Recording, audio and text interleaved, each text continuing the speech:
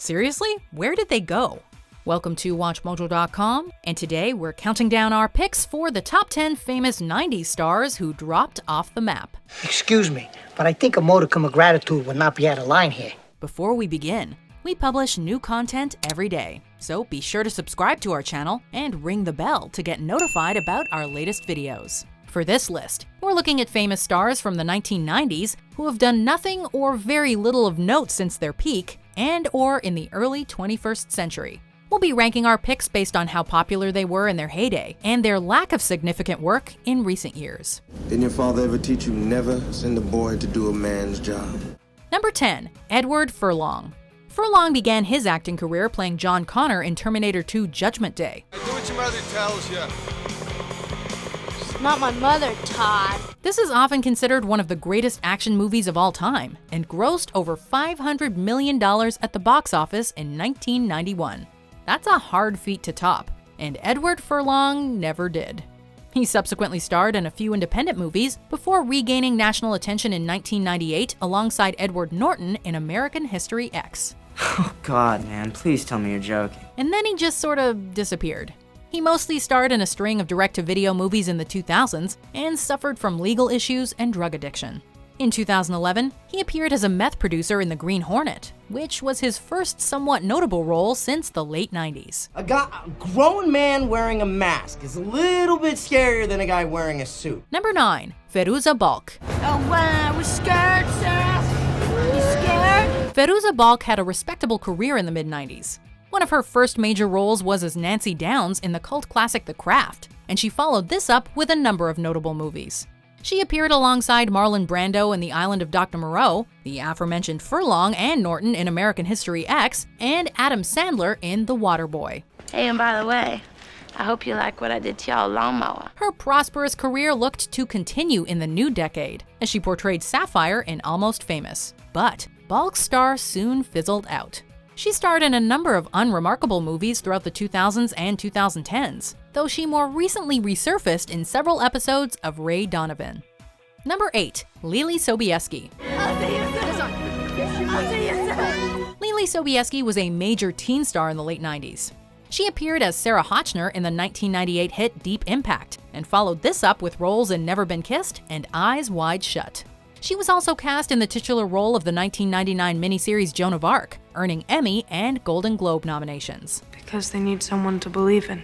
Up next was a whole lot of nothing, before she retired from movies in the early 2010s to focus on her children. She currently paints abstract art under her married name, Leelee Kimmel. I want to be a novelist.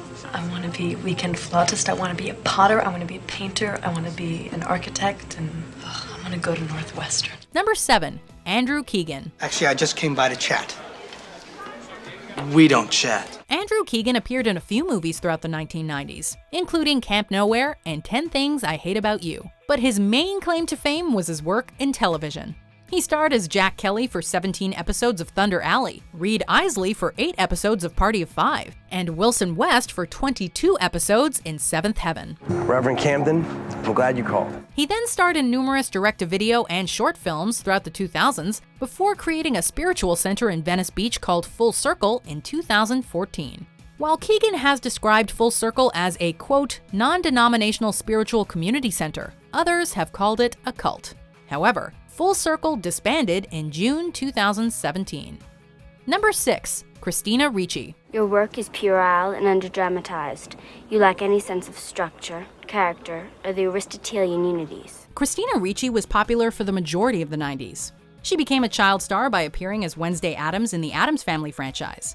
She transitioned from child star to teen icon by appearing in numerous movies as a teenager, most notably 1995's Casper. It's a little late for that, Dad. As a young adult, she found significant box office success with Tim Burton's Sleepy Hollow and critical acclaim with the romantic comedy The Opposite of Sex, which earned her a Golden Globe nomination. What is your problem? While she has been steadily working in film and television since the early 2000s, her popularity has significantly waned, and she isn't as much of a household name as she once was.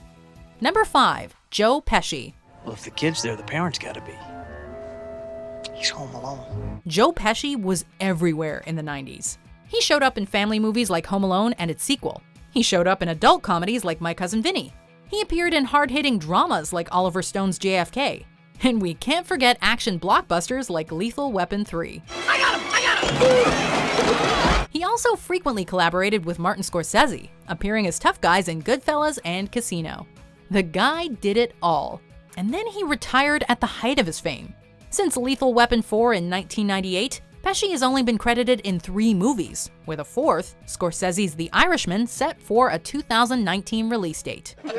You're a funny guy. That's it, Henry. That's it, Henry. Number 4, Wesley Snipes.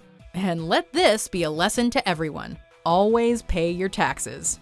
Snipes was one of the biggest blockbuster stars of the 90s, appearing in many notable movies like White Men Can't Jump, Passenger 57, Demolition Man, and Blade. You give Frost a message from me. You tell him it's open season on all suckheads. His star continued to rise throughout the early parts of the 2000s before he was charged with conspiring to defraud the country and attempting to attain false tax refunds. In 2008, Snipes was sentenced to 3 years in prison for failing to file income tax returns. He was released from prison in 2013, although he has so far failed to recapture his glory days of old. Look, I need your help. Number 3, Bridget Fonda. You promised me a stamp there. I know. Twice. Bridget Fonda is the granddaughter of Hollywood legend Henry Fonda and the daughter of Peter Fonda. And like her family before her, she made quite a name for herself in the movies throughout the 1990s. She appeared in a number of notable films, including The Godfather Part 3, Single White Female, and Quentin Tarantino's often overlooked Jackie Brown. I never really got to know him, but I knew enough to know that I wasn't missing much, so. She also found success on television, earning an Emmy nomination for her work in the HBO film In the Gloaming. However, despite a Golden Globe nod for 2001's No Ordinary Baby, she's basically dropped off the face of the earth, retiring after her most recent credit in the Hallmark movie Snow Queen, which was released in 2002. Number 2, Rachael Leigh Cook. Rachael Leigh Cook made a splash in the entertainment world at the very tail end of the 1990s. Her breakout role came in 1999 when she played Lainey Boggs in the surprise hit She's All That. Can I get you something? She followed this up with a few appearances in the hit teen drama Dawson's Creek, before successfully entering the new millennium with a voice role in Batman Beyond: Return of the Joker, and the lead role in Josie and the Pussycats. Like he's really gonna call the cops. Since that time, she's appeared in countless direct-to-DVD movies, and while she has starred in a few television programs, she isn't even close to the star that she was in the late 90s and early 2000s. I had an instinct. I ran against it. This is my fault. Number 1, Jonathan Taylor Thomas. JTT had the world in the palm of his hand. At 10, Thomas was cast as Randy Taylor on Home Improvement. Well, yeah, I'd rather prance. No one ever died in a prancing accident. This sitcom would make Thomas a household name, as he appeared in nearly 180 episodes of the show over 7 years. After a few years on TV, Thomas made his film debut in 1994 by voicing young Simba in The Lion King. My dad just showed me the whole kingdom, and I'm gonna rule it all. The kid had a huge career, but in 1998, he seemingly lost interest in showbiz and left Home Improvement to attend school. He all but disappeared around 2006 and wasn't seen or heard from for almost a decade, though he did appear in 4 episodes of Tim Allen's 2013 sitcom, Last Man Standing. You know, a lot of times that middle child ends up being the funny one because he wants the attention.